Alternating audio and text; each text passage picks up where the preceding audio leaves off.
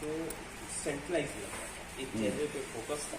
हाँ। और इस बार परसेप्शन ये बन रहा है कि जनता ने ही मुद्दों को विकेंद्रीकृत कर दिया।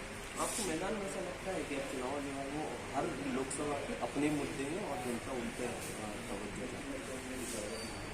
निश्चित रूप से अगर हम समझें तो इश्यूज तो इम्पोर्टेंट है, जो लोगों की जन समस्याएं हैं वो इम्पोर्टेंट है, जो यूथ की उम्मीदें हैं वो इम्पोर्टेंट है। लेकिन यहाँ पर हो ये रहा है पिछले 10 साल से रियल इश्यूज पर बात ही नहीं हो रही है, दूर दूर की कहानियाँ सुनाई जाती है और वो कहानियों के आधार पर वोट मांगा जाता है। अभी भी आप भाजपा का प्रचार देखेंगे तो दुखद है ये प्रचार कि 10 साल के उनके शासन के बाद भी वो अपनी उपलब्धियों में प्रचार नहीं कर पा रहे हैं, वो धार्मिक भावना पर प्रचार कर रहे हैं। तो सबका अपना अपना तरीका रहता है। मुझे लगता है कि भारत की जनता बहुत जागरूक है और ठीक है, उन्होंने देखा, मौका दिया, अब सुन भी रहे हैं और महसूस भी करके इस बार वोट करेंगे। बिलासपुर रेलवे का बहुत बड़ा काम लोडिंग की दृष्टि से भी और आम आदमी की पैसेंजर कैपेसिटी की दृष्टि से भी। क्या लगता है कि एकमात्र वंदे भारत और बुलेट ट्रेन की छवि दिखा के बाकी यात्रियों को लेफ्टिनेंट के दरवाजे पर यात्रा कराना कहाँ तक? देखिए, ऐसा है कि ट्रेन का हाल ऐसा हो गया जैसे पहले एरोप्लेन था ना, हम लोग गाँव में जा छत पे खड़े होकर कि प्लेन जा रहा है देखने के लिए खड़ा, देख के बहुत उत्साह लगता था, लेकिन बैठ नहीं पाते थे। वैसी अब ट्रेन की हालत होगी कि वंदे भारत एक ऐसा, समझिए, एक ऐसी योजना है बीजेपी की जो लोगों को उनका जो इजी ट्रांसपोर्टेशन था उसको ख़त्म भी कर दिया और दूसरा उनको ये भी दिखा रहा है कि तुम इस योग्य नहीं हो कि तुम वंदे भारत में नहीं बैठ सकते।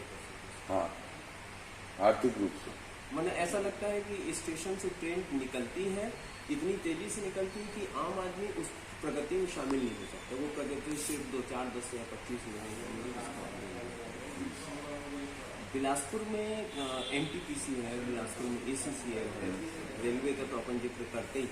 तो इतना बड़ा सेंट्रल गवर्नमेंट का स्ट्रक्चर खड़ा होने के बावजूद इस शहर की प्रगति वैसी नहीं लगती जैसी छत्तीसगढ़ में दुर्ग या भिलाई के आसपास।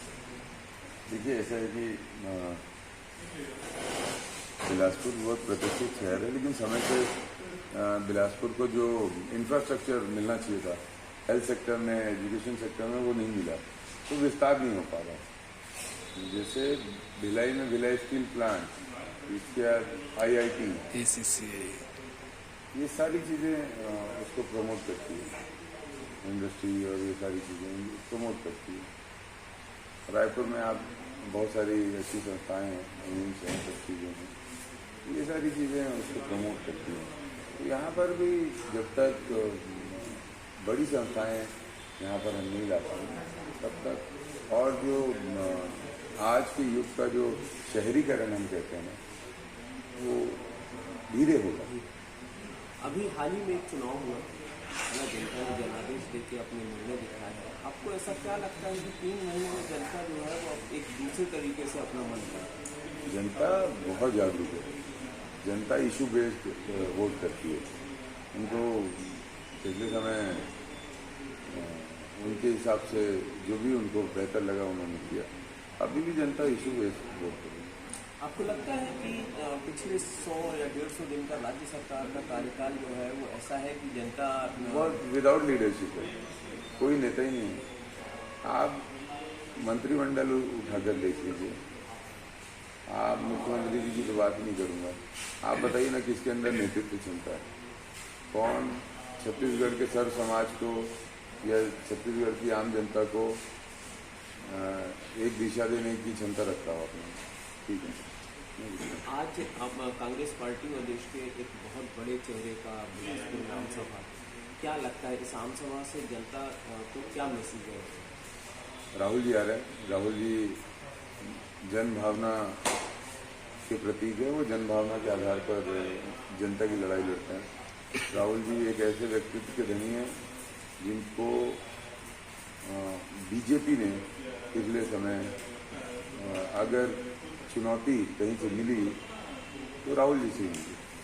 10 साल की उनकी तानाशाही की जो सरकार रही उस पर अगर कोई व्यक्ति सबसे मुखरता से बोलते रहे, लड़ते रहे तो राहुल जी हैं। और आज भी वो जन भावना की बात को लेकर निरंतर जनता के बीच में, और युवाओं में बहुत उत्साह है उनको देखने और उनको सुनने का।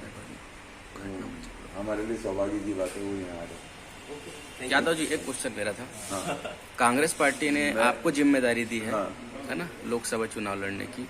आप अगर चुनाव जीतते हैं तो बिलासपुर के विकास के लिए आपके पास क्या मास्टर प्लान है?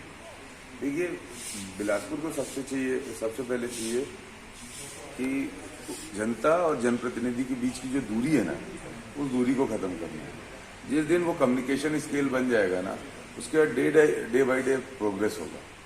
कम्युनिकेशन गैप है, बहुत ही बड़ा गैप है, इसको फिल करना है।